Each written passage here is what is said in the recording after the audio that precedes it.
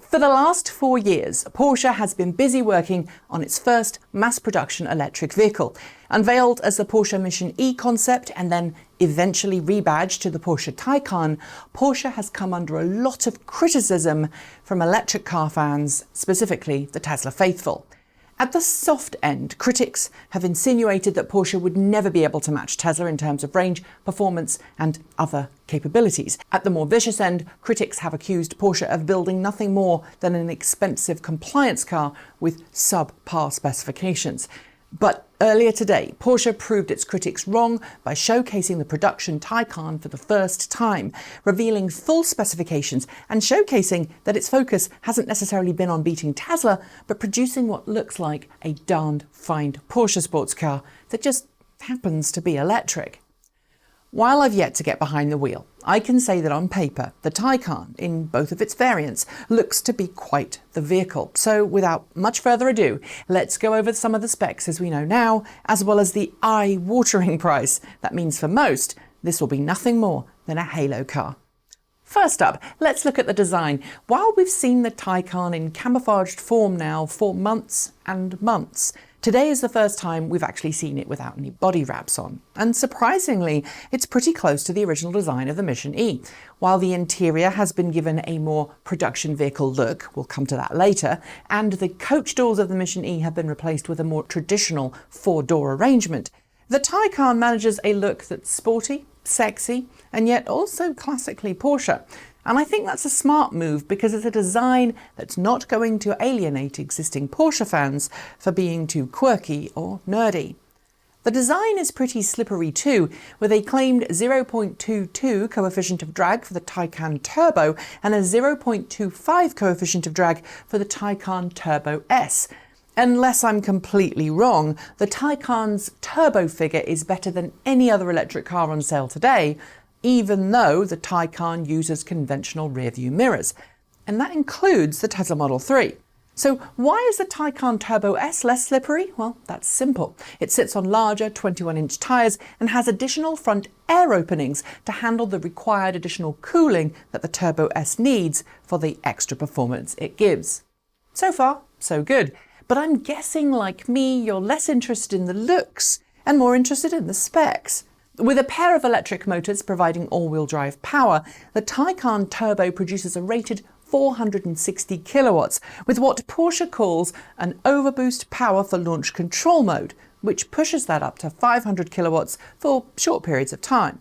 At that point, the Taycan produces a maximum torque of 850 Newton meters, accelerating to 100 kilometers per hour in 3.2 seconds.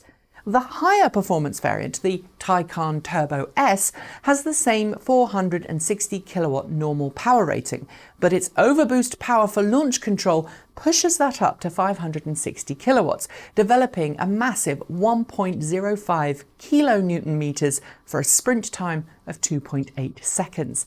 0 to 200 kilometers per hour happens in 9.8 seconds. In other words, both variants are quick, but they're also very fast, with a top speed of 260 kilometers per hour. And if the recent stunt involving an aircraft carrier in a 0 to 90.58 miles per hour and back to 0 again in 422 feet and 10.17 seconds is anything to go by, it's also very good at stopping. But it's perhaps the electric motors that are most interesting here.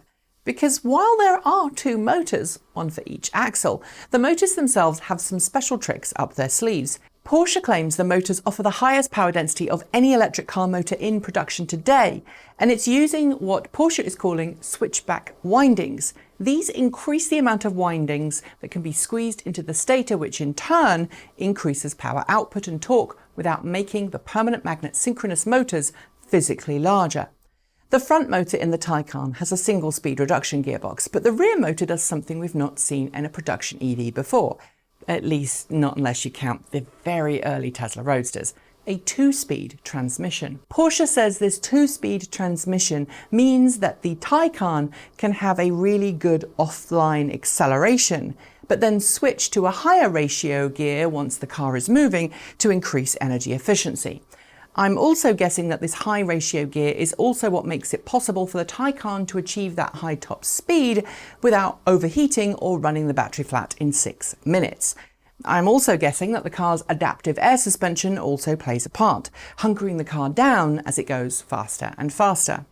Which brings me to the range. According to the WLTP test cycle, Porsche is quoting a range of between 388 kilometres and 412 kilometres depending on the variant, with a 26 kilowatt-hours per 100 kilometres efficiency for the Taycan Turbo and a 26.9 kilowatt-hours per 100 kilometres for the Taycan Turbo S. It's also worth noting that these motors are also set up to make high levels of regenerative braking possible.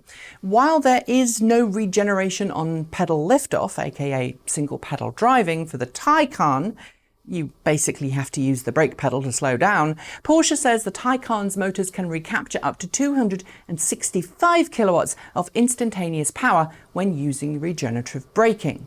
And I should also note that you can temporarily tweak the level of regen via the paddle shifters on the steering wheel, but that resets to a few seconds of not being braked to normal. Powering all of this is a 93.4 kilowatt-hour battery pack, complete with, interestingly, cutouts for rear passenger feet to enable the car to sit lower to the ground. At home, Porsche says the Taycan will manage 11 kilowatts of onboard charging from a domestic charging station that can provide 11 kilowatts, which takes about 9 hours to fill from empty to full. It can also charge from the current generation of 400-volt DC quick charging stations, adding 100 kilometers of range from empty at 50 kilowatts in 31 minutes, and then going from 5% to 80% full in 93 minutes. But it's the high-power 270 kilowatt quick charging which really impresses. Based on the 800-volt next-generation CCS quick charge standard, the Taycan can add up to 100 kilometers of range in just 5.5 minutes from empty, or fill from 5% to 80% state of charge in 22.5 minutes. Of course, the standard disclaimers come here, noting that all of those figures are in optimal conditions. But since charging figures for all cars are quoted in optimal conditions, I hope it's a point of note that you were all expecting.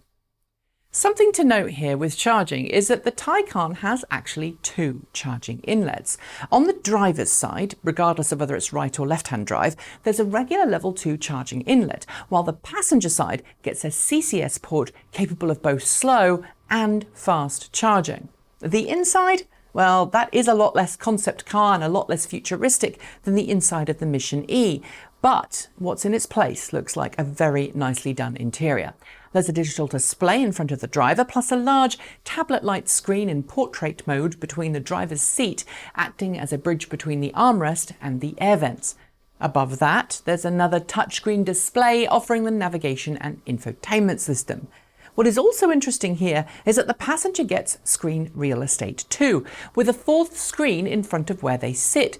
It should make it easier for long-distance road trips, where the front seat passenger can focus on music and route planning, while the driver focuses on driving. And let's be honest, if you're buying a Porsche, it's probably because you want to focus on the driving. Which brings me to the final thing: price. With a starting price in the US of $152,250 for the Turbo and $186,350 for the Turbo S, the Taycan isn't going to be a cheap car. But here's the thing. Porsche has never been about cheap. As my former editor, mentor and friend John Volker notes, the Taycan's pricing puts it right in line with a similarly spec'd variant of the Porsche 911. And you rarely hear people complain about the price of a Porsche 911. So does this mean that the Taycan competes with the Tesla Model S? Honestly, I don't think it does. But I also don't think these two cars cross-shop. If you're a buyer with that kind of money in the bank, you're gonna go for the Porsche if you want the prestige and style that comes with the Porsche brand. If you want a quick car with lots of onboard tech and future upgradability, then you're probably gonna go with the Tesla. And in terms of being slightly controversial here, I think the Porsche is probably gonna be more of a driver's car than the Tesla. And that's my point.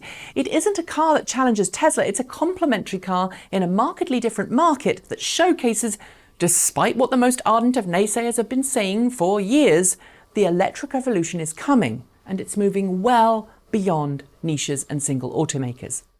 The Taycan is a mainstream high-end luxury sports model by a similarly viewed company, and there's more than enough room for the Taycan and the Tesla Model S in the market, as well as many more models.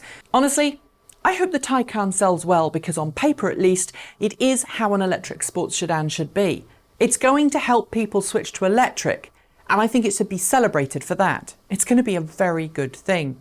Anyone who spends their time moaning about what this car does and doesn't do compared to a Tesla, well, they're missing the point, and perhaps showcasing their own fears that the Taycan might actually be better than they'd hoped it would be. And that is an attitude, frankly, that we can do without. That's it. Thanks for joining me, and see you next time.